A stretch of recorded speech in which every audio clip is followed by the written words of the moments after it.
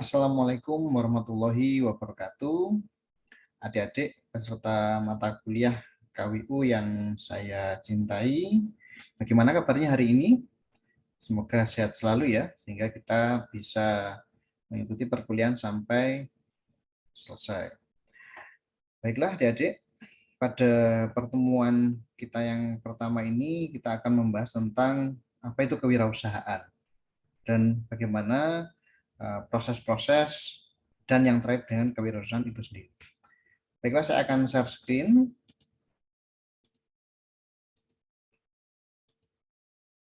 Oke. Kewirausahaan atau entrepreneurship.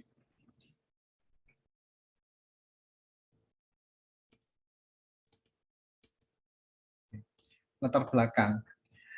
Nah, salah satu indikator suatu negara itu mampu membangun atau bisa maju apabila memiliki minimal nih ya, lebih dari 2% yang berwirausaha.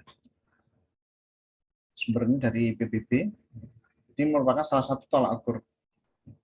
Walaupun presentasinya kecil, tapi ternyata wirausaha itu menjadi salah satu faktor pendukung pembangunan suatu negara. Adapun pengertian dari entrepreneur yaitu orang yang menciptakan pekerjaan yang berguna bagi diri sendiri. Nantinya juga berguna untuk orang lain. Entre berasal dari kata entreprendre dari bahasa Prancis ya, yang artinya adalah sebuah usaha yang berani dan penuh risiko dalam kurung sulit. Tapi dalam kata-kata yang positif kita lebih senang menggunakan kata usaha yang lebih besar daripada yang bukan entrepreneur. Oke, entrepreneur juga artinya orang yang mampu mengolah sumber daya yang ada menjadi suatu produk yang mempunyai nilai. Atau orang yang mampu mencari keuntungan dari peluang yang belum digarap oleh orang lain. Contohnya apa? Oke, adik-adik, saya rasa Anda tahu ini ya. Ini adalah pohon bambu. Di negara kita atau bahkan di sekitar kita ini banyak sekali kita jumpai. Nah, ada yang digunakan untuk bahan bangunan, tapi ada juga yang digunakan untuk alat-alat rumah tangga seperti ini. Nah, ini salah satu produk saja ya. Kalau untuk bambu ini banyak sekali produk-produk yang dihasilkan sebenarnya. Bisa digunakan untuk apa saja. Ya, ini saya ambilkan salah satu aja. Ini namanya tampah. Ya, bahasa Jawa di daerah yang lain menyebutnya tempeh gitu ya. Digunakan untuk apa? Kalau di desa-desa masih kita jumpai satu ya. Misalkan untuk habis goreng ya, biasanya ditiriskan biar minyaknya itu berkurang, ditaruh di tempeh. Nanti minyak itu akan mengendap di dasarnya di tempeh. Atau digunakan untuk misalkan setelah mengiris bumbu-bumbu, itu diletakkan di sana. Atau digunakan untuk menjemur, misalkan sisa nasi kemarin, ada yang sisa, ini dijemur, dijadikan karak kalau bahasa Jawanya. Nah, itu tadi adalah sumber daya. Jadi bambu adalah sumber daya. Nah, kalau digarap dengan kreatif, ya, bisa menghasilkan produk-produk yang lain. Misalkan seperti ini bisa menjadi tikar atau bisa menjadi aksesoris di ruang tamu, tempat-tempat aksesoris seperti ini.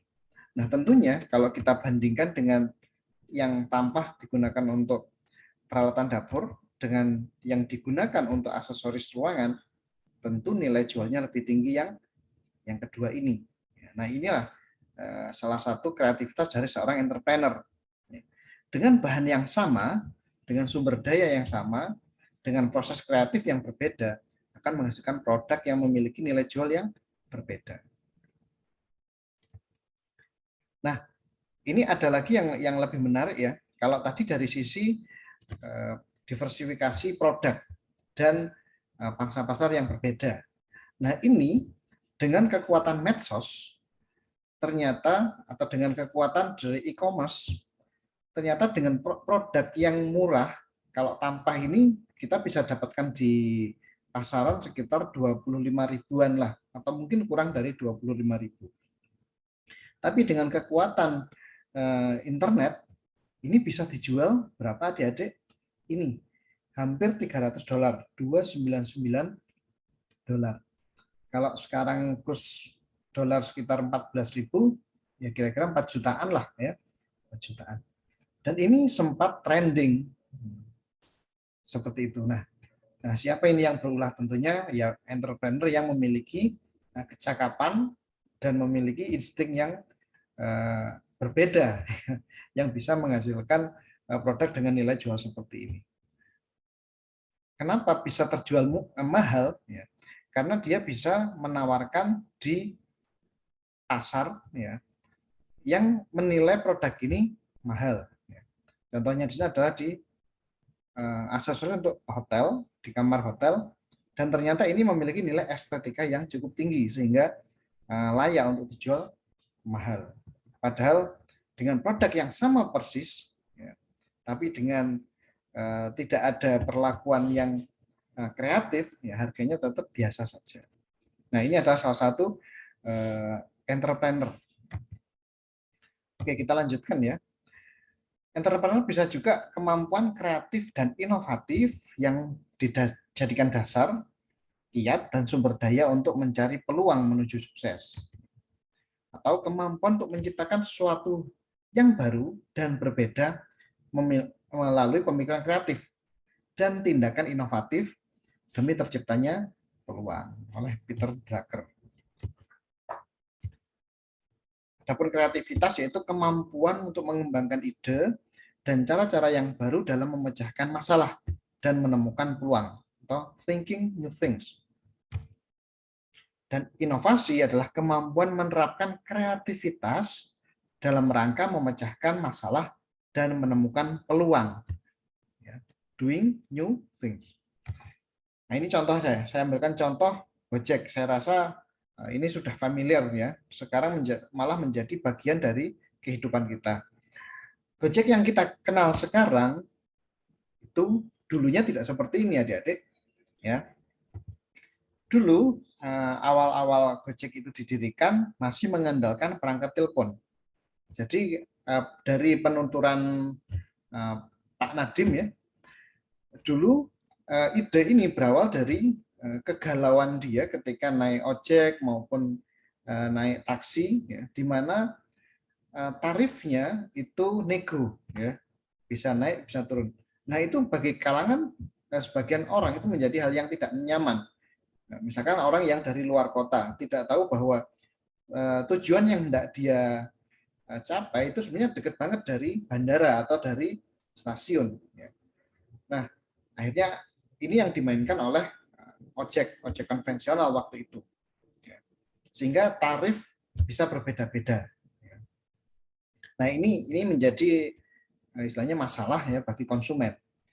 Nah berawal dari situ akhirnya dia menciptakan sebuah layanan, waktu itu masih berbasis website, masih berbasis selebaran dan menggunakan layanan telepon seperti ini. Jadi kalau misalkan Anda mau misalkan dari suatu terminal atau dari stasiun Anda mau menuju suatu tempat, ya, Anda telepon dulu ke nomor ini, lalu di sana akan diberikan tarifnya, terus ditanya posisi Anda di mana sekarang, baru dijemput. Harus setelah itu Anda membayar. Nah, apa yang ditawarkan waktu itu tentunya adalah harga yang standar dan ada faktor kepercayaan karena ojek atau Gojek di sini sudah terdaftar, ya, sudah ada lembaganya. Jadi ada organisasi atau badan usaha yang menaunginya, sehingga baik itu driver maupun pengelola tidak bisa seenaknya menentukan tarif. Sudah ada tarif yang standar. Nah, dengan perkembangannya, dengan adanya aplikasi Android dan semua orang, hampir semua orang sudah menggunakan perangkat smartphone, akhirnya Gojek ini berkembang dari yang dulunya hanya layanan antar atau jemput, ya, go ride, ya, akhirnya berkembang ya menjadi layanan yang lain. Misalkan untuk beli makanan ada GoFood, untuk belanja atau membeli sesuatu di suatu toko, ada GoMart, ya. Atau untuk layanan pengiriman barang, ada GoSend, dan lain sebagainya. Bahkan di sampai layanan yang lain, misalkan untuk bersih-bersih rumah, untuk pijat, dan lain sebagainya. Nah, itu adalah diversifikasi bisnis yang terjadi di Gojek. Ini adalah salah satu bentuk atau salah satu contoh di mana Pak Nadiem ini melihat seadanya suatu masalah, tapi di balik masalah itu adalah sebuah peluang. Dari peluang itu menjadi sebuah inovasi. Inovasi adalah di layanan online seperti ini. Akhirnya ternyata Gojek ini merambah ke berbagai sektor, ya, sehingga berkembang seperti saat ini. Dan menurut berita juga pada tahun sekian itu juga Gojek juga menyumbang pendapatan negara hingga 10 triliun. Itu yang terekod.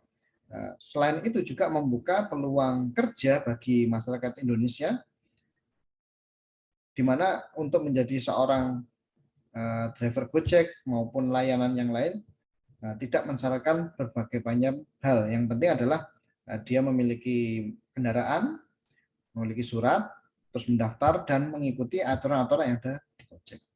Jadi salah satu unicorn yang membuka peluang usaha, ya, untuk banyak orang. Jadi saat ini banyak orang yang mengandalkan hidupnya di sana. Bahkan itu sudah menjadi mata pencarian yang layak. Tidak bisa dianggap sebagai pekerjaan yang biasa saja, tetapi sudah menjadi pekerjaan yang luar biasa. Oke, kita lanjut ke materi dulu. Fungsi dan peran kewirausahaan. Kalau secara mikro, bagi seorang wirausahawan ini adalah fungsinya adalah inovator dan inventor. Inovator itu artinya seseorang yang menciptakan sesuatu. Ya. Kalau inventor itu suatu penemuan, suatu penemuan baru. Kalau secara makro, wirausaha ini bisa menjadi penciptaan lapangan kerja, pemerataan kekayaan, perwujudan kemakmuran. Adapun jiwa dan sikap kewirausahaan yang ini harus dimiliki, ya, kalau memang Anda ingin benar-benar terjun, ya, ingin benar-benar memilih masa depan Anda menjadi seorang wirausaha, ya, apa yang harus dibangun mulai saat ini, sejak mulai Anda kuliah, ya, apa yang harus Anda miliki, jiwa dan sikapnya. Yang pertama adalah percaya diri, ya, inisiatif, memiliki motif berprestasi, memiliki jiwa pemimpin, ya, berani mengambil risiko dengan penuh perhitungan, dan originalitas, punya referensi yang cukup. Nah, percaya diri itu apa? Ya, berarti Anda kalau memang mau menjadi seorang entrepreneur, Anda harus punya keyakinan yang kuat, ya, optimis. Ya. Apapun yang Anda hadapi, Anda harus tetap optimis. Pasti ada sesuatu yang baik setelah kejadian buruk misalkan.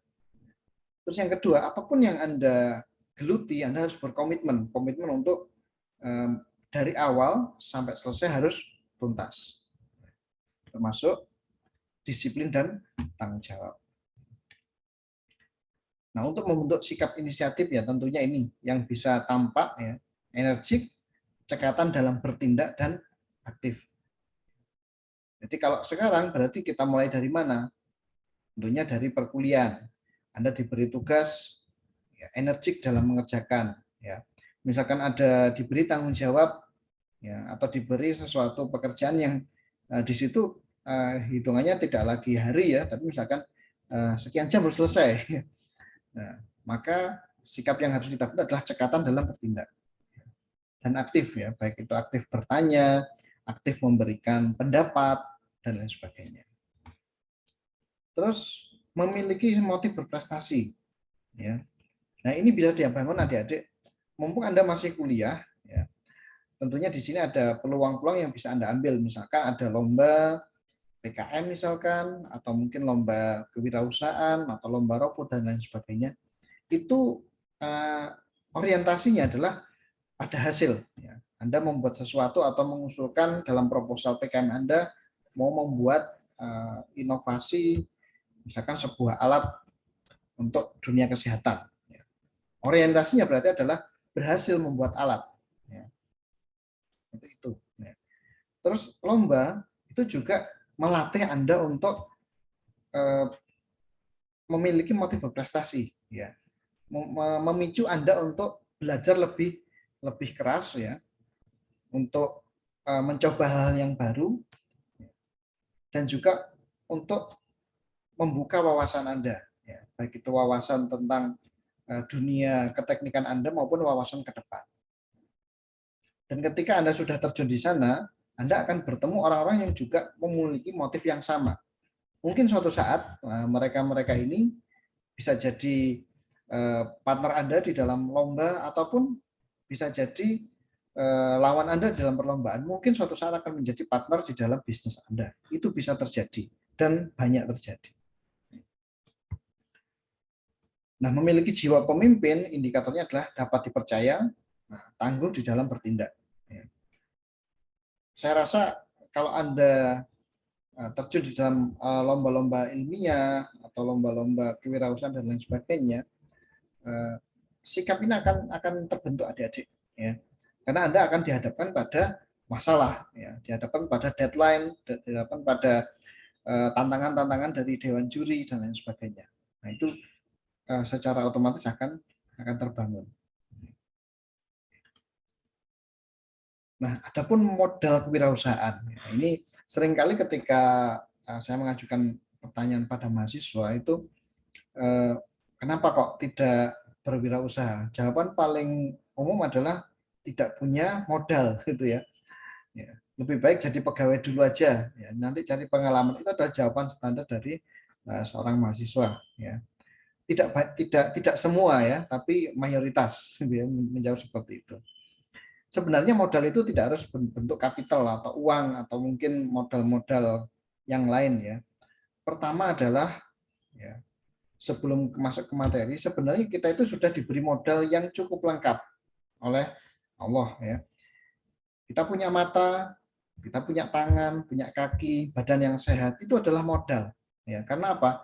Kalaupun semua itu ada, sebut aja modal, dukungan dari partner dan lain sebagainya, tapi badan tidak sehat, maka percuma saja. Ya. Jadi yang pertama, kita sudah dibekali dengan tubuh yang sehat, terus juga kita juga bisa mendapatkan masukan-masukan, ilmu dan lain sebagainya. Itu adalah sebuah modal yang pertama kali. Nah, baru modal intelektual, pengetahuan dan keterampilan. Ini kita dapatkan bisa dari bangku kuliah, bisa dari kegiatan-kegiatan kemahasiswaan, ya, atau dari kita belajar secara mandiri, ya. Karena sekarang sumber belajar tidak hanya dari dosen, adik-adik, ya. Anda bisa belajar secara bebas, ya, dari internet, ya, dari video-video tutorial dari YouTube dan lain sebagainya. Nah, itu adalah sumber belajar. Ya. Nah, kita intelektual kita mengolah, ya, pengetahuan itu, terus juga kita praktekkan sehingga menjadi keterampilan. Nah, itu adalah menjadi modal intelektual kita. Terus yang kedua ada modal sosial dan moral, ya. Kita memiliki sikap kejujuran, itu penting adik-adik di dalam suatu usaha atau suatu bisnis. Ya, kenapa?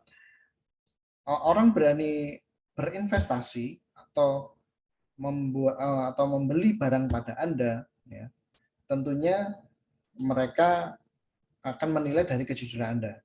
Ya.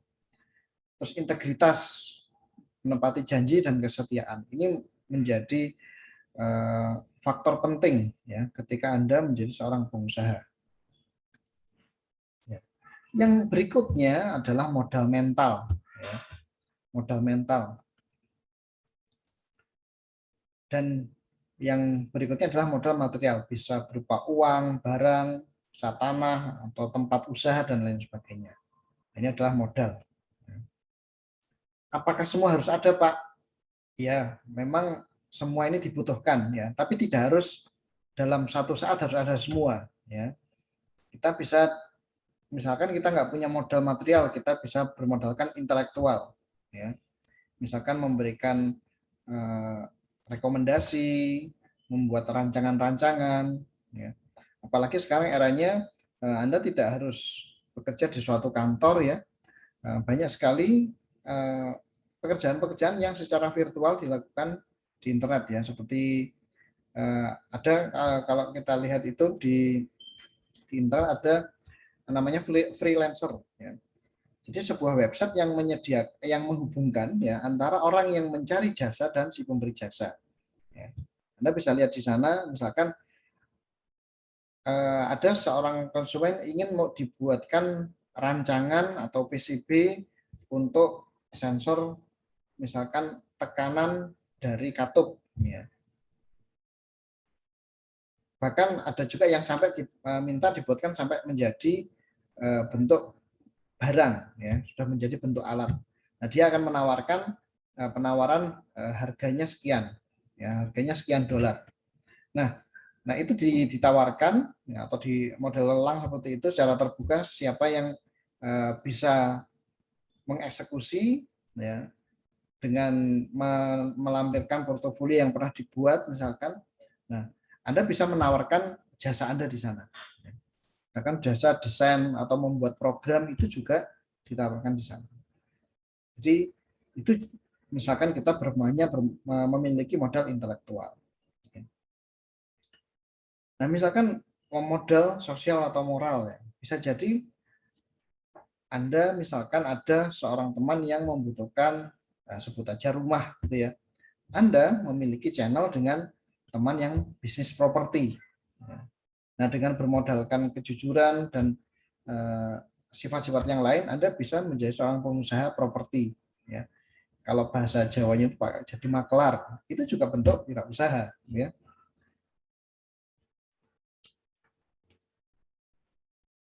Oke. Berikutnya, nah tentunya kalau untuk menjadi wirausaha itu tidak ada sekolah yang khusus membuat seperti itu, ya. Apalagi di dunia kita sebenarnya yang kita pelajari adalah keteknikan, namun wirausaha ini perlu dibangun, ya. Sehingga menjadi seorang engineer yang juga punya wirausaha ini butuh proses, adik-adik, ya. Dan proses ini tentunya yang pertama kita akan menemui tantangan, gitu ya. Kan menemui tantangan. Apa sih di hidup ini nggak ada tantangannya? Pasti ada, ya. Terus yang kedua, ya, proses kewirausahaan itu adanya gagasan, ya, kemauan, dorongan, berinisiatif. Jadi ada proses berpikir kreatif dan bertindak inovatif, ya. Nah, adapun bentuknya, ya, bisa imitasi atau duplikasi produk atau ide bisnis yang ada, ya, atau mengembangkan yang sudah ada. Atau yang ketiga adalah menciptakan hal yang baru. Ini contoh aja, ya, contoh. Beberapa waktu yang lalu saat COVID, ya, ini banyak sekali pasien yang sampai gagal napas atau nafasnya sesak sehingga perlu alat bantu. Ini adalah salah satu proses kewirausahaan, ya. Nah, di sini ada masalah, ya. Tidak semua rumah sakit memiliki alat namanya ventilator ini, ya. Kalaupun ada, jumlahnya terbatas, mungkin hanya 2 atau 3 buah saja, ya. Kecuali di rumah sakit yang besar mungkin lebih dari itu. Karena memang biasanya di kondisi normal pasien yang membutuhkan ventilator ini relatif kecil, ya. Namun saat pandemi terjadi, ini menjadi kebutuhan semua pasien, terutama yang sudah sampai tahap nafasnya sesak, ya. Nah, kebutuhan yang sangat besar seperti ini akhirnya memunculkan inovasi, gitu ya. Dalam keadaan terdesak akhirnya orang-orang berpikir kreatif. Nah, ini salah satu dosen ITB, dia menciptakan ventilator, ya, dengan fungsi yang sama tapi dengan menggunakan bahan-bahan yang mudah dicari di Indonesia, ya. Prinsipnya sebenarnya ventilatornya adalah memompakan udara ke mulut atau hidung pasien seperti ini. Jadi tugasnya hanya memompa. Jadi membantu memperbanyak oksigen yang masuk ke dalam tubuh pasien. Nah, dengan prinsip yang sama, ya, menggunakan prinsip amati, tiru, dan modifikasi ya, seperti yang Strat barusan tadi. Nah, beliau menciptakan alat seperti ini. Nah, setelah dirakit sedemikian rupa menjadi Van Eye. Jadi nama produknya menjadi Van Eye. Nah, kalau kita lihat secara sederhana ya, dan juga dari penuturan beliau, bahan-bahan yang beliau gunakan adalah bahan yang mudah dicari di pasaran. Sebagai contoh pompa, ini mudah sekali dicari ya. Pompa udara, terus ini selang. Ini selangnya yang menarik adalah ini hampir mirip dengan yang ventilator asli ya. Jadi ada selang yang fleksibel seperti ini. Ternyata produk yang sama ini adalah selang untuk pembuangan air mesin cuci. Ya, kalau kita lihat belakang mesin cuci, kita akan mendapatkan sebuah selang yang fleksibel seperti ini. Nah, ini yang dipakai di sini. Terus ada masker penutup atau masker untuk hidung dan mulut seperti ini. Ini juga mudah sekali dijumpai di alat-alat kesehatan. Ya. Nah, ini salah satu contoh proses kewirausahaan ya. Jadi imitasi atau duplikasi atau pengembangan. Ya. Akhirnya inovasi ini bisa membantu pasien atau rumah sakit yang butuh untuk memberikan penanganan oksigen untuk pasien COVID. Oke, itu salah satu contoh saja. Tentunya ada banyak sekali contoh yang bisa kita jumpai di kehidupan kita sehari-hari. Berikutnya adalah 10 step untuk menjadi seorang entrepreneurship. Yang pertama adalah harus start with dream.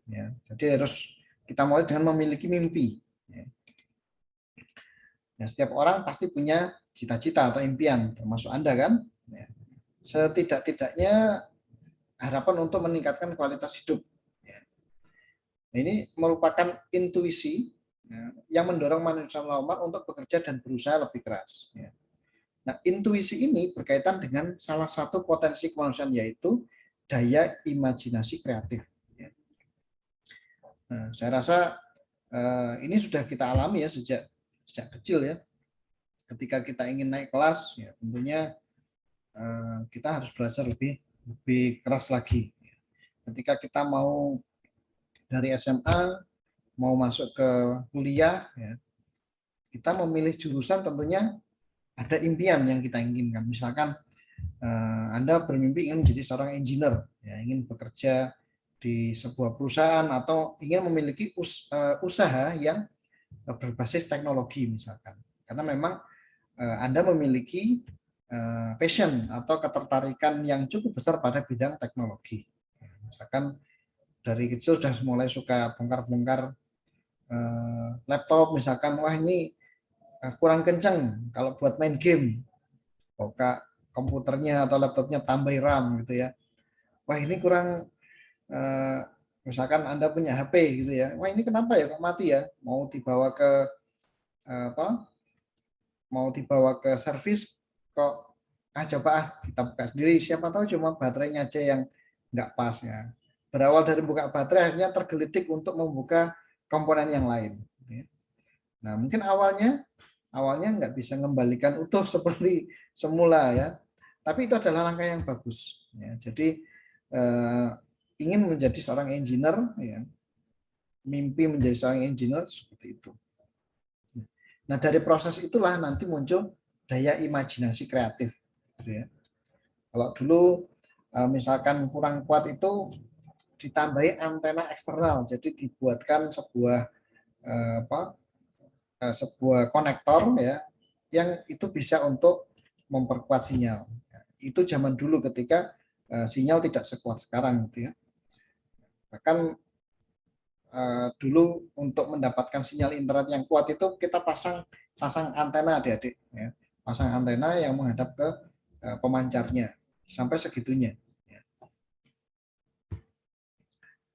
Nah, dari situ maka tidak ada salahnya kalau semua itu kita mulai dari impian ya. Yang penting adik-adik, mimpi jangan hanya sekedar mimpi. Yang penting adalah Anda bangun ya dan berusaha mewujudkan mimpi itu. Ya. Bukan mimpi terus bangun melanjutkan mimpi lagi gitu ya. Atau tidur kembali ya, tentu tidak seperti itu ya. Jadi ini bisa diwujudkan dalam kehidupan Anda sehari-hari. Ketika Anda bangun pagi, Anda bisa memilih antara mewujudkan impian Anda atau meneruskan mimpi Anda, atau istilah orang Jawa adalah mancal selimut lagi. Terus yang kedua, ya, love ya. Jadi Anda harus mencintai produk atau service yang Anda tawarkan ya. Dalam kegiatan apapun ada dua hal yang dapat membuat kita memahami dengan baik, yaitu enthusiasm atau antusias dan persistence atau keuletan. Ya. Kalau kita melihat startup yang berhasil atau pengusaha yang berhasil, ya, mereka itu ada satu kesamaan, yaitu mereka ulet dan antusias dengan yang mereka geluti. Ya, sebagai contoh tadi, Gojek, ya, kalau dia mau berhenti waktu itu sebenarnya juga nggak lancar-lancar banget ya, karena ketika dia memulai usaha itu bersinggungan dengan Gojek konvensional yang sudah bertahun-tahun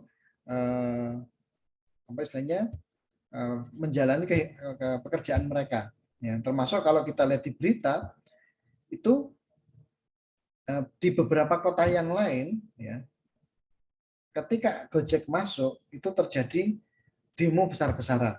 Ya, jadi sopir angkot atau pengusaha-pengusaha yang di situ memiliki taksi itu juga melayangkan protes ya, karena omset mereka benar-benar turun. Gitu ya. Nah, tapi si pihak Gojek sendiri tetap ulet gitu ya, dengan berbagai usaha pendekatan kepada masyarakat, pendekatan kepada pemerintah, kepada komunitas-komunitas. Akhirnya malah mereka juga diajak menjadi bagian dari mitra Gojek. Jadi itu yang harus dimiliki ya. Terhadap produk maupun service yang diberikan itu harus antusias ya, ulet dan tidak mudah menyerah. Jadi antusias itu bisa membuat kita berusaha untuk mencari pemecahan masalah dan tidak berhenti mencoba. Ya. Karena apa? Karena dengan keuletan ini halangan yang ada di depan itu akan dapat ditembus. Ya. Namun jangan lupa kadang prosesnya juga tidak sebentar ya. Banyak sekali halangan-halangan yang harus ditempuh. Tapi justru disitulah ujian seorang pengusaha itu yang harus dijalani. Nah, akhirnya kedua halnya yang membuat kita mencintai dan menjiwai bidang yang kita geluti. Yang ketiga adalah learn, ya, learn the basic of business. Ya. Prinsip ekonomi adalah dengan pengorbanan sekecil-kecilnya untuk mendapatkan hasil yang sebesar-besarnya. Dan pelajaran paling dasar dalam bisnis adalah beyond the buy low, sell high, pay late, and collect early. Yang keempat adalah risiko ya, will the take calculated risk. Ya. Jadi tetap ya, risiko itu akan kita hadapi. Tapi bagaimana kita memperkecil risiko? Peter F. Drucker pernah menulis dalam Innovation Entrepreneurs bahwa setiap orang memiliki keberanian untuk mengambil keputusan, dapat belajar menjadi wirausaha dan berperilaku seperti wirausaha. Maka kewirausahaan lebih merupakan perilaku daripada gejala kepribadian yang dasarnya terletak pada konsep dan teori, bukan pada intuisi. Pendapat dari ahli yang lain mengatakan the gain that you will able to achieve is directly proportional to the risk taken. Seorang wirausaha adalah seorang yang selalu mencoba peruntungannya. Risiko merupakan teman hidup bagi seorang wirausaha. Yang terpenting adalah bagaimana ia mampu mengelola risiko itu dengan baik dan terukur. Nah, terus bagaimana kalau tidak ingin ketemu risiko? Ya jangan jadi pengusaha, gitu ya. Karena ya mau nggak mau risiko adalah teman hidup bagi seorang pengusaha. Yang keempat adalah belief. Seek advice but follow your belief. Ya. Mungkin keberanianlah yang membuat kita memulai sebuah usaha. Ya. Tapi ingat bahwa sebanyak apapun kita berkonsultasi dengan konsultan, bertanya kepada para pakar, belajar dari buku-buku, ya, yang paling penting adalah ikuti kata hati. Ya. Saya harus berani untuk memulai sebuah usaha. Harus dimantapkan dalam diri bahwa dengan saya memulai ini, saya mencintai pekerjaan ini, nah saya bisa eksis di sini, maka insya Allah usaha Anda akan bisa terwujud. Naluri dan intuisi bisa menuntut kita kepada arah yang paling logis dalam kegiatan yang akan kita lakukan. Nah, mungkin pertanyaannya, apakah intuisi itu bisa dibangun atau naluri itu bisa dibangun? Bisa, bisa adik-adik ya. Bagaimana? Buatlah Anda sering di bidang yang Anda geluti. Ya. Misalkan begini, Anda punya passion ya di bidang elektro, misalkan di bidang robotik, gitu ya. Anda membuat apapun dengan basic robotik bisa, ya. Atau mungkin Anda misalkan bisa membuat alat-alat custom pesanan dari user, gitu ya. Sering-seringnya Anda berinovasi, riset, membuat alat gitu ya. Misalkan Anda punya ide sedikit, buatlah ya. Misalkan ada masalah, oh ini butuh sensor suhu. Terus actionnya adalah membuka katup misalkan. Wujudkan ya. Nah, dengan sering Anda membuat seperti itu, maka skill Anda bertambah, intuisi Anda juga akan meningkat ya. Nah, ketika Anda mendapatkan sebuah masalah di lapangan atau mendapatkan proyek ya yang ada keterkaitan dengan apa yang pernah Anda lakukan sebelumnya, maka intuisi itu akan menuntun Anda untuk oke, akan saya kerjakan. Oke, saya tahu solusinya. Nah, solusi itu menjadi sebuah peluang, bisa menjadi sebuah kalau misalkan terwujud alat ya, dan alatnya bisa Anda jual. Nah, ini contoh aja, saya ambilkan dari yang bukan teknik ya, contohnya. Ini nama brandnya adalah Duanyam. Ya. Produknya sebenarnya sama dengan yang sudah kita bahas di awal slide tadi ya, anyaman dari bambu atau dari kalau bahasa Jawa mendong gitu ya, untuk membuat tikar dan lain sebagainya. Jadi anyaman seperti ini. Nah, ini berangkatnya adalah di daerah Nusa Tenggara sana itu angka kematian bayi dalam kandungannya, gugur ketika masih dalam kandungan itu sangat tinggi, ibu-ibu yang ada di sana. Nah, ini berangkatnya dari masalah. Terus ada tiga cewek ini ya, dia sedang ada kegiatan di sana, terus melihat ada masalah yang dihadapi oleh ibu-ibu yang di sana. Lalu mereka analisis kenapa kok angka kematian janin ini sangat tinggi. Ternyata adalah para suami itu kerjanya adalah di luar desanya, ya, di luar daerahnya. Sedangkan di rumah itu masih ada sawah yang perlu dikerjakan, ya. Untuk makan masih mengandalkan sawah. Sehingga karena suaminya di luar desa atau di luar kota bahkan, akhirnya sawah-sawah itu yang mengerjakan ibu-ibu ini, ya, yang mengolah sawahnya, yang bertani. Nah, untuk ibu-ibu yang sedang hamil tentunya ini adalah masalah ya, berisiko sekali ya. Dan banyak kejadian seperti itu. Terus mereka menganalisis ada nggak peluang yang bisa dikerjakan oleh ibu-ibu ini ya. Ternyata di sela-sela mereka mengerjakan sawah atau di sela-sela kegiatan rumah tangga sehari-hari, mereka ada kegiatan menganyam, membuat ya alat-alat rumah tangga berbasis bambu ini tadi seperti ini. Nah, tiga anak ini mencoba menjembatani bagaimana agar bapak-bapak yang kerja di luar desa itu mau kembali ke desanya, ya. Nah, yang mereka lakukan adalah mereka melatih ibu-ibu ini untuk membuat anyaman, tapi dengan kebutuhan pasar. Nah, waktu itu yang dibidik adalah hotel-hotel di mana mereka menjual produk ini ke hotel, bisa untuk aksesoris, bisa untuk merchandise, ya, ataupun untuk kebutuhan yang lain, tentunya yang memiliki harga jual tinggi. Mereka memasarkan di banyak hotel, akhirnya permintaan cukup tinggi sehingga ibu-ibu ini mendapatkan order yang lebih banyak dari biasanya, ya. Akhirnya karena order yang cukup banyak, bapak-bapaknya nih ya, ini dicontohkan satu ya, akhirnya kembali karena ternyata penghasilan mereka menganyam itu lebih tinggi daripada pekerjaan yang di luar desanya. Dan permintaan itu ternyata tidak hanya dari hotel ya, tapi juga bahkan sampai ekspor pun mereka mendapatkan ordernya dan diorder ke mereka lagi. Nah, ini akhirnya seperti ini yang perubahan yang terjadi, para bapak-bapak itu akhirnya kembali untuk ikut mewujudkan order tadi ya. Ibu-ibu sekarang juga akhirnya mengurangi aktivitas di sawah. Ya, ternyata multiple efeknya adalah angka eh, angka kematian janinnya menjadi turun, ya. Artinya secara kesehatan meningkat, terus secara ekonomi juga meningkat karena mereka akhirnya kembali ke sini karena lebih menjanjikan dan sawahnya akhirnya digarap kembali ya.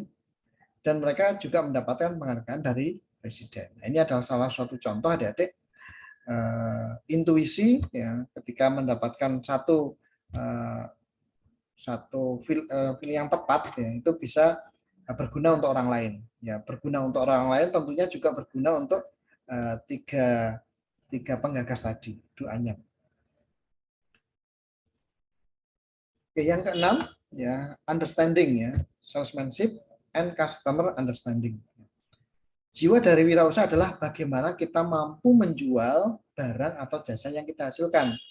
Sebaik apapun seorang wirausaha, hanya akan dilihat dari berapa banyak ia mampu menjual produk usahanya.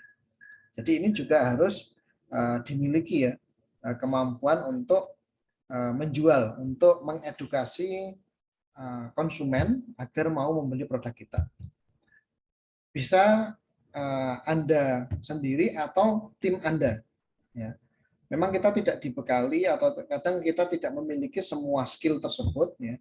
Namun dengan tim kita bisa berbagi tugas ya. Misalkan yang pandai untuk menjual, menawarkan maupun mendistribusikan, nah itu bisa dari tim kita yang dari jurusan lain misalkan. Karena apa? Memahami konsumen adalah cara agar produk kita itu bisa diserap oleh pasar. Ya. Kita tidak bisa menjual produk yang menurut kita baik, tapi pasar tidak membutuhkannya. Jadi memang nanti akan kita terangkan juga di materi berikutnya bagaimana matching produk. Kita membuat produk dan matching dengan kebutuhan pasar.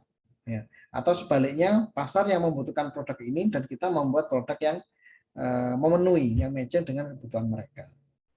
Nanti akan ada di slide yang atau di perkuliahan berikutnya.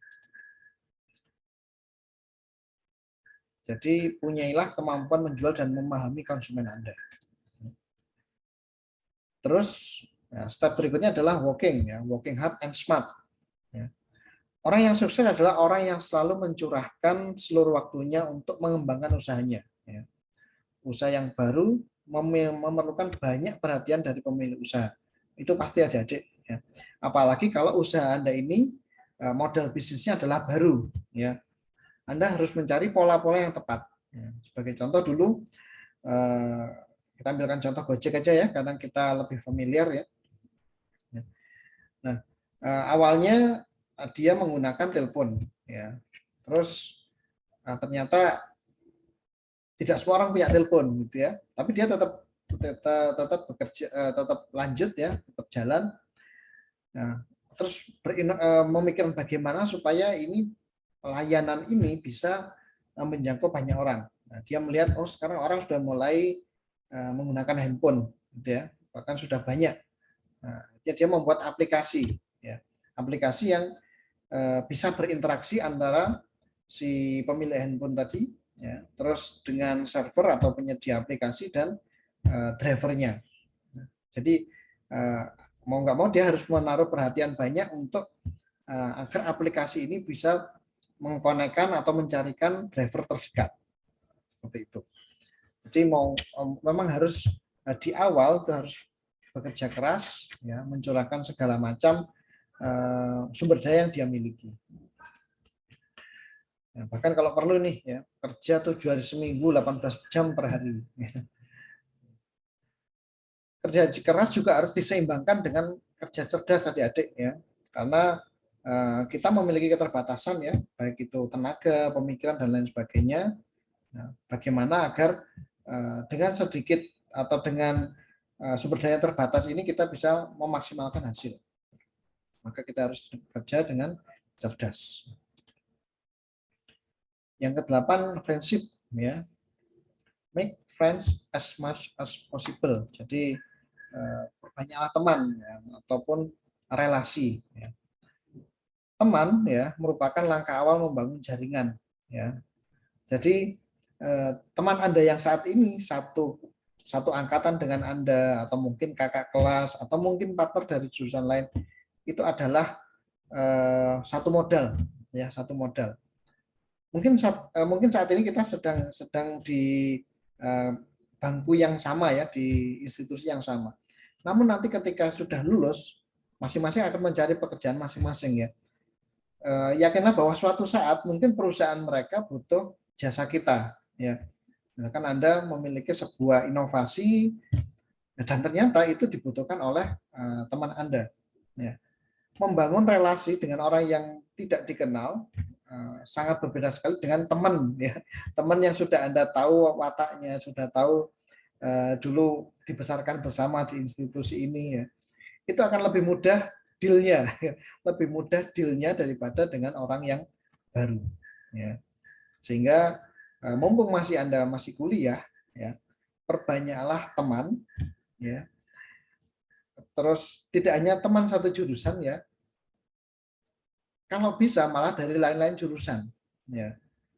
Karena ketika Anda banyak relasi, misalkan dari jurusan lain, dari ekonomi, dari administrasi, misalkan, atau dari kedokteran, misalkan suatu saat dia menempati suatu posisi, ya, tentu walaupun dia bisa membuat sendiri itu di perusahaan, ya, misalkan begini, ini contoh yang pernah saya alami sendiri, ya. Saya punya teman elektro, ya, elektro. Dia juga bisa sebenarnya membuat sebuah alat, ya, yang dibutuhkan di institusinya. Tetapi di institusi itu tidak diperbolehkan pengadaan oleh pegawai itu sendiri, pegawai dari institusi itu sendiri. Ya, misalkan di institusi A, ya, itu tidak boleh alat itu di-create atau diproduksi oleh pegawai situ, nggak boleh, ya. Jadi ada aturan untuk pengadaan itu harus dari vendor lain, dari luar institusi. Nah, ketika dia membutuhkan jasa seperti itu dan ingat Anda dan Anda bisa membuat, nah itu akan menjadi sebuah kesempatan bagi Anda untuk ambil peluang itu. Nah, tentunya kalau 10 teman, ya berarti ada 10 peluang. Bayangkan kalau Anda punya 1000 teman, gitu ya. Dan kapan friendship ini perlu dibangun? Ya saat ini adik-adik, ya mumpung Anda masih kuliah, di mana Anda banyak ketemu dengan orang-orang lain jurusan. Jadi yang perlu dibangun kalau Anda memang bermental wirausaha, teman mahasiswa lain jurusan itu adalah calon partner Anda nanti di pekerjaan, ya. Jadi beda jurusan itu bukan terus kita bermusuhan atau saling saingan. Wah, jurusan sana misalkan saling bersaing, tidak, adik-adik. Perbanyak teman. Betul sekali itu kalau dikatakan bahwa satu musuh sudah terlalu banyak, ya, tapi 1000 teman itu masih kurang, gitu ya. 1000 teman padahal, ya, 1000 teman masih kurang, ya. Jadi kesempatan ini mumpung Anda masih mahasiswa, perbanyak pertemanan, gitu ya. Nah, ini sudah saya terangkan tadi ya.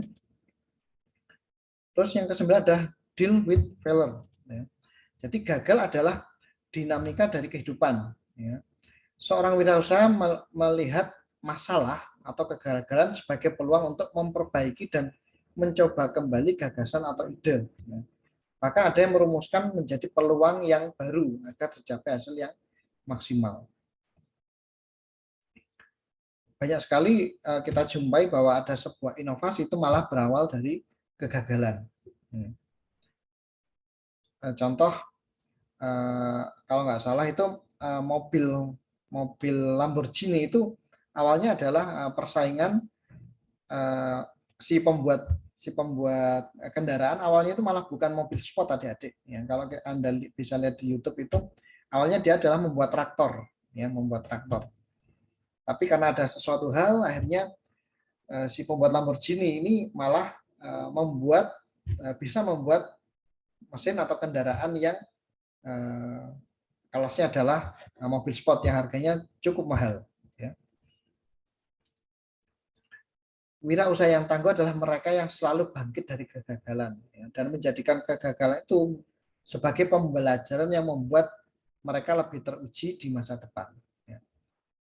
Nah, kalau kita kaitkan ya ini dengan secara religius ya, ketika Anda mendapatkan sebuah kegagalan atau sebuah ujian atau sebuah cobaan, itu jangan dianggap bahwa ini adalah akhir hidup Anda. Tidak, adik-adik. Tidak, sama sekali tidak. Ya. Justru sebenarnya Tuhan itu sedang menyiapkan Anda suatu saat Anda akan mendapatkan peluang ya di mana apa yang Anda alami hari ini itu akan Anda alami di level yang lebih tinggi. Dan karena Anda hari ini sudah melewati cobaan atau ujian itu dengan sukses, maka ketika ada peluang di mana faktor risikonya itu sama seperti yang pernah Anda alami, Anda lebih siap. Nah, ini yang paling penting ya, nomor 10. Just do it now, ya. Teorinya sudah kita dapatkan semua, peluang-peluang sudah ada semua, tapi kalau nggak kerja, ya, maka itu semua percuma, adik-adik. Ya. Jadi langkah terakhir adalah batu loncatan bagi wirausaha. Ya. Apakah indah atau gagasan yang di benak Anda hanya sebatas angan-angan atau mimpi, ya, atau mereka yang akhirnya berkeyakinan bahwa peluang sukses itu harus segera diwujudkan. Ya. Kuncinya adalah kerja keras, ya, berusaha untuk mewujudkan mimpi atau ide yang sudah Anda bangun. Jadi itu adik-adik 10 step untuk menjadi seorang entrepreneur, gitu ya. Jadi kuncinya adalah lakukan sekarang juga. Ya. Ada beberapa teman saya yang memulai usaha itu tidak setelah dia lulus atau mungkin ketika dia mencari pekerjaan tidak dapat akhirnya berwirausaha, tidak. Ada beberapa teman itu justru memulai usaha ketika dia kuliah. Ya. Jadi dia bangun kuliah itu sejak dia di bangku kuliah. Ya. Bahkan beberapa itu juga memanfaatkan pendanaan yang didapatkan dari lomba-lomba. Misalkan ada yang ikut PKM, ada yang ikut wirausaha mandiri, ada yang inovasi yang tingkat mahasiswa, itu kan ada dananya. Entah yang dari kementerian atau dari swasta atau dari inkubator itu bisa dimanfaatkan adik-adik. Dan banyak sekali sukses story ya yang bisnis dimulai dari saat mahasiswa. Jadi tidak ada alasan bahwa Pak, saya nanti wirausaha setelah saya lulus saja Pak, saya ingin fokus kuliah. Tidak ada alasan seperti itu. Ya. Kalau memang Anda punya greget ke sana, lebih baik dimulai dari sekarang. Ya. Karena apa? Ide yang saat ini Anda pikirkan, bisa jadi itu juga diberikan oleh mahasiswa yang lain. Atau mungkin orang lain. Ya. Jadi kalau ide itu tidak segera kita wujudkan, bisa jadi adik-adik, ide Anda itu akan diwujudkan oleh orang lain. Nah, terus kita tinggal menyesal saja. Oh, itu ideku dulu. Nah, hari ini kita nggak bisa bicara seperti itu adik-adik ya. Karena apa? Sumber belajar, sumber inspirasi itu tersebar luas di internet, di medsos, dimanapun. Ya. Apa yang kita kepikirkan kadangkala ya, itu sudah terwujud di tempat lain, gitu ya. Ya. Makanya ketika Anda punya ide, segera wujudkan, segera diviralkan, segera dijual. Ya. Karena sekarang orang yang belajar dengan topik yang sama dengan Anda, itu banyak sekali. Sumber belajar, sumber inspirasi juga banyak sekali. Dan terbuka. Jadi tantangannya sangat besar, namun peluangnya juga cukup besar. Nah, hal yang dihadapi wirausaha ya, menurut Poppy King ya, wirausaha muda dari Australia yang terjun di bisnis sejak usia 18 tahun ya. Menurut dia ada 3 hal yang selalu dihadapi seorang wirausaha di bidang apapun ya. Yang pertama adalah obstacle, hambatan, terus hardship, kesulitan, dan very rewarding life ya, imbalan yang memukau. Nah, menelusuri sejarah masa lalu ini dapat memberikan gambaran mengenai kekuatan dan kelemahan seseorang. Terdapat sejumlah pengalaman hidup, hambatan dan kesulitan pernah kita hadapi, ya, di sekolah ataupun di lingkungan, ya, bahkan di lingkungan keluarga pun juga kita menghadapi ini. Nah, bagaimana kita mengatasi kegagalan dan keberhasilan, kesenangan dan kemudian dan lain-lain, ya. Namun semuanya itu sudah berlalu adik-adik ya, maka tidak banyak yang dapat kita lakukan untuk mengubah itu ya, dan kita harus menerimanya ya, dan memberikan makna yang tepat dan meletakkan menjadi suatu perspektif masa kini dan masa depan. Nah, masa kini menceritakan situasi nyata di mana kita berada, apa yang telah kita miliki dan apa yang belum kita miliki, apa yang kita nikmati dan apa yang belum dapat kita nikmati, dan apa yang menjadi tugas dan tanggung jawab kita. Dengan menyadari keberadaan kita saat ini, kita dapat bersyukur atau mengeluh. Ya, ini menjadi pilihan ya. Kita dapat berpuas diri atau menentukan sasaran berikutnya dan seterusnya. Masa depan memberikan harapan, paling tidak demikianlah seharusnya bagi mereka yang beriman dan berkepercayaan. Bila kita memiliki masa lalu yang tidak menyenangkan dan masih berada dalam situasi dan kondisi yang belum sesuai dengan cita-cita atau impian kita, maka adalah wajar jika kita mengharapkan masa depan yang lebih baik, lebih cerah dan lebih menyenangkan. Ini bisa menjadi motivasi diri kita. Ya. Sebab selama masih ada hari esok, ya, segala kemungkinan itu masih terbuka lebar. Ya. Terlepas dari pesimisme atau optimisme mengenai hal itu. Ya. Tapi kita berusaha memilih yang optimis. Ya. Jelas bahwa masa lalu, masa kini, dan masa depan bertalian langsung dengan daya imajinasi kita. Dan di dalam masa-masa itulah segala hambatan, obstacle, kesulitan, kesenangan, dan atau sukacita ini bercampur menjadi satu. Jika Poppy mengatakan bahwa ketiga hal itu adalah yang dihadapi oleh seorang wirausaha dalam bidang apapun, maka bukanlah kita semua adalah wirausaha berarti ya. Ya, karena apa? Karena kita pernah mengalami 3 hal itu semua ya. Semua manusia pasti mengalami. Maka dari sini bisa kita simpulkan bahwa sebenarnya kita sadar atau nggak sadar kita ini sudah wirausaha gitu ya. Sudah menjadi seorang entrepreneur sebenarnya. Ya. Nah, namun kalau mau spesifik di bidang tertentu, misalkan di bidang engineering, di bidang properti misalkan, ya kita mewujudkan benar-benar itu dengan menggunakan prinsip-prinsip yang sudah kita pahami bersama. Baiklah adik-adik, untuk perkuliahan kita yang awal saya cukupi sekian dulu. Nanti ada beberapa pertanyaan yang Anda jawab, yang perlu Anda jawab dan dikumpulkan di VLM ya. Dan waktunya adalah setelah perkuliahan ini hingga 1 jam ke depan. Dan ini adalah sebagai bentuk feedback dari perkuliahan ini, apakah perkuliahan yang saya sampaikan bisa diterima dengan baik atau tidak. Nah, itu menjadi evaluasi kita bersama ya, baik dari sisi mahasiswa maupun dari segi pengajar. Baiklah, Terima kasih adik-adik atas perhatiannya. Apabila ada yang kurang berkenan atau kurang jelas, nanti bisa kita bahas di forum. Ya. Terima kasih. Assalamualaikum warahmatullahi wabarakatuh.